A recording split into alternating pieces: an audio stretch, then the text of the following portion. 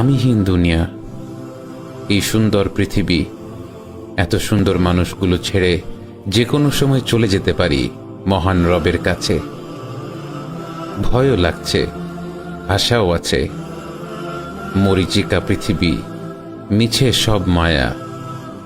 কেউ কাউকে মনে রাখে না, মনে রাখে ততক্ষণ যতক্ষণ প্রয়োজন।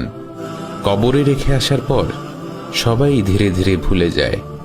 মাঝে মাঝে নিজেকে কবরে কল্পনা করে আমিহীন বাইরের দুনিয়াটা কল্পনা করি। দেখি সবই ঠিকঠাক চলছে, আমার জন্য কিছুই থেমে নেই। অফিসের আমার চেয়ারটাও খালি নেই, খালি নেই বাসার বিছানাটা, খালি নেই যাদের মনে যতটুকু ছিলাম সেই জায়গাগুলো। সব দখল হয়ে গেছে। আমার রেখে যাওয়া সম্পদ সবাই ভাগ করে ভোগ করছে।